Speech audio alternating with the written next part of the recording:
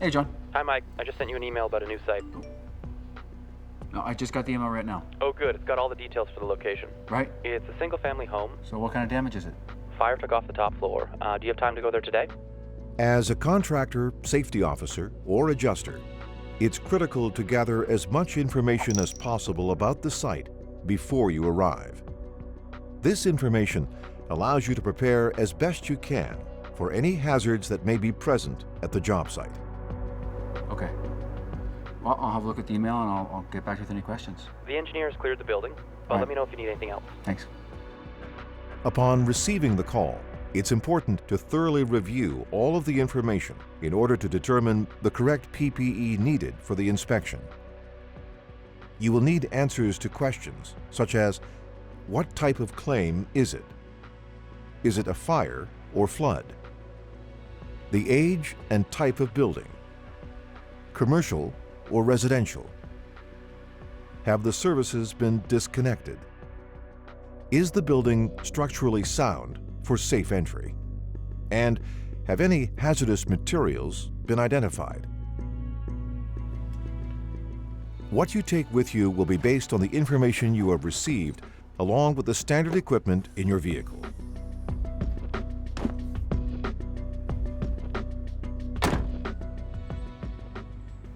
When you arrive on site, examine the exterior and decide if the property is safe to enter and the information you received is accurate.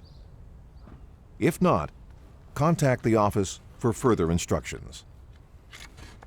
If the property is as described, conduct your initial hazard assessment.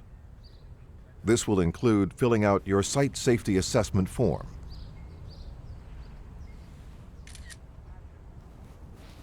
After the external assessment is finished and you determine it is safe to enter, call in and notify the dispatch that you are beginning your internal inspection, noting the time. Hey, John, it's Mike. Hey, are you at the site? Yeah, I'm gonna get suited up and enter the house. Okay, sounds good. Well, it's 2:30 now, so I'll check back in an hour. Great, thanks for checking in. Okay.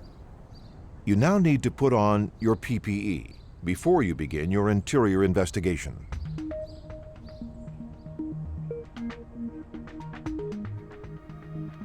How you put on or don your personal protective equipment is just as important as the equipment itself. The first step when donning your PPE is to set up in an area where you can get yourself equipped, such as the back of your vehicle. Laying out the equipment and arranging it so it is easily accessible is very helpful. Pull on your coveralls. Be sure you have the right size. Coveralls that are too small may rip and leave you unprotected. Whatever size you wear may alter by season. For example, you'll want to leave room for warm clothes underneath during winter months. If the coveralls are too large, the excess fabric can snag and rip the suit. It's a good idea to prepare strips of tape to wrap around your wrists and ankle cuffs, and to have these prepared and ready for use when you need them.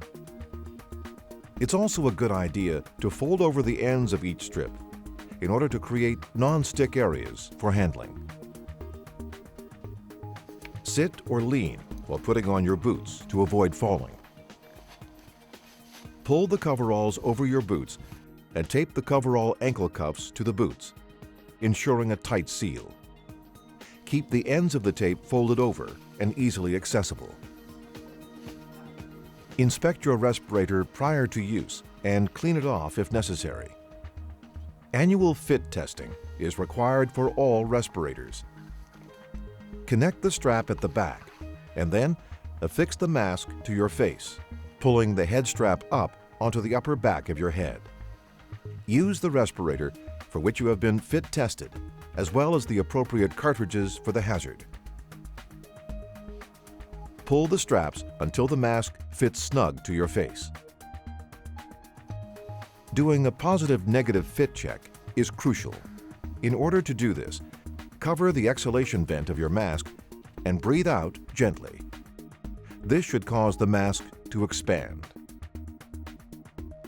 Next, do the negative check. and put both palms over the intake vents on the sides of your filters and breathe in. The mask should collapse onto your face. The purpose of the check is to ensure the mask seals tightly to your face. If air leaks around the seal during these checks, you need to tighten your respirator straps and start the steps again from the beginning. Do this until you have a perfect seal on your respirator. Once your mask is on and secure, it's time to put on your gloves. Put the first pair of gloves on under the cuffs of your coveralls. Put the second pair of gloves on over the previous ones and pull them over the cuffs of your coveralls. Now, place a strip of tape around your wrist, attaching the cuff to the outer glove. Don't apply the tape too tightly. This will make removal easier. However, be sure to complete the seal by giving it a gentle squeeze with your other hand.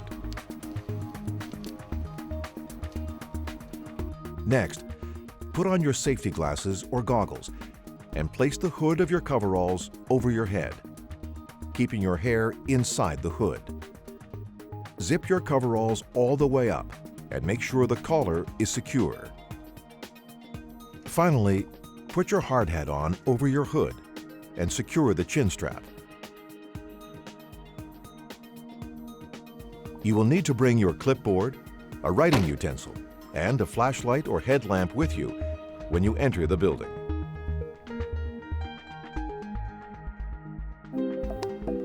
Once your inspection is complete, it's time to take off and dispose of your PPE. Again, it's a good idea to set up an area where you can work. Place 2 bags nearby, one for disposal items and one for items to be decontaminated. Remove your hard hat and place it in the decontamination bag. Next, remove your safety glasses and place them in the decontamination bag. Gently pull your hood back, away from your face. Unzip your coveralls and remove only one shoulder.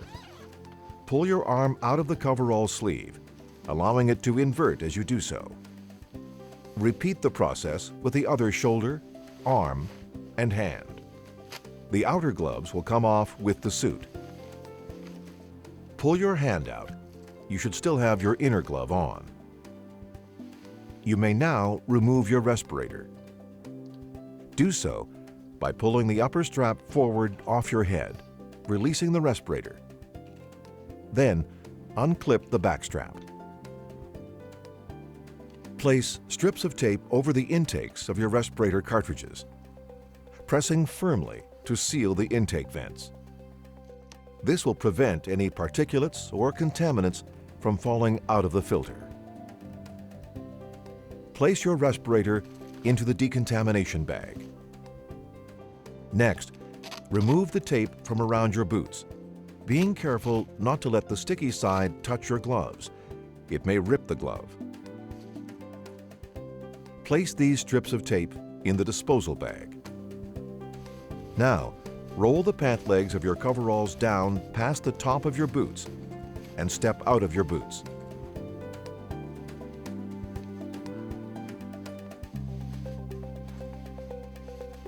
Remove the coveralls from the boots, bundling them together and placing them in the disposal bag.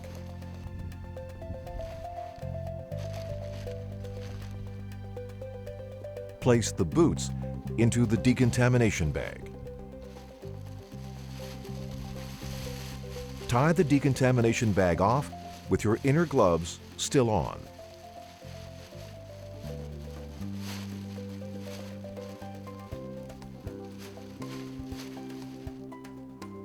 Finally, remove one of your inner gloves by pinching the inner cuff near the base of your palm. Pull the glove off that hand, allowing it to turn inside out, and, without letting go, use the fingers of that glove to protect you as you pinch the other glove close to your palm. As you pull the second glove off, keep a hold of the first glove and pull it inside the second glove. Place the inner gloves in the disposal bag. Now that you have removed all of your personal protective equipment and placed them in the appropriate bags, send one bag for disposal and the other for decontamination.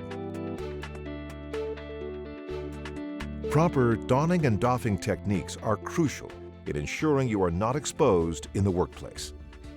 For more information, go to WorkSafeBC.com.